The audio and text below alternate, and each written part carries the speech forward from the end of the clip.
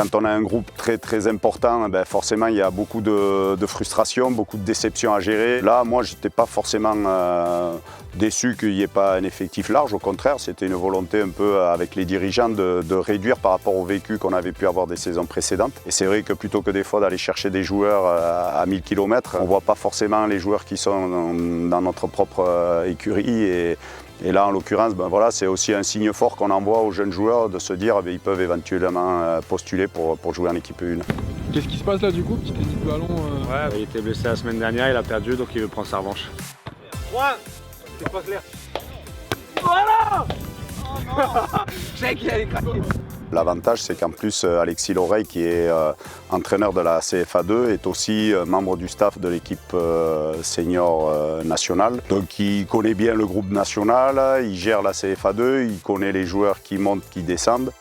Il a vu qu'il allait perdre, donc voilà, il a préféré partir du terrain et pas finir le match. Voilà, on connaît le gaillard. J'ai dû partir pour régler un petit problème administratif, donc il a eu de la chance. 11-8, 10-4, il était mal embarqué. Il était très mal embarqué, donc heureusement pour lui, on va dire. On va la refaire, c'est pas gênant. Je propose au coach certains profils, ce que moi j'ai ressenti dans la semaine d'entraînement ou au match, il n'a pas pu être présent. Après, c'est lui qui tranche.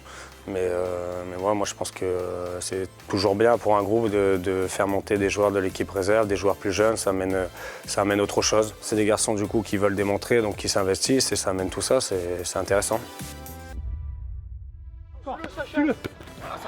Sacha pour nous c'est le symbole dans le sens où c'est un garçon qui est déjà originaire de Boulogne. Et il a été formé depuis tout gamin ici, il a gravi tous les échelons, il est même normalement encore à évoluer avec les U19. Pour lui c'est une belle promotion. Maintenant ça le met un peu aussi en vitrine, il faut qu'il garde la tête froide, ce que je lui disais avant la séance d'aujourd'hui, de savoir apprécier mais aussi de relativiser et de continuer à garder la tête sur les épaules.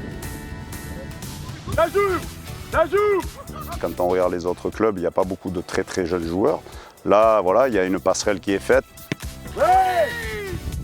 C'est un peu le point d'interrogation, savoir si les jeunes, face à certaines armadas où nous, on fait figure un peu d'équipe un peu juvénile, il faut compenser par d'autres aspects, notamment par le jeu, par le ballon.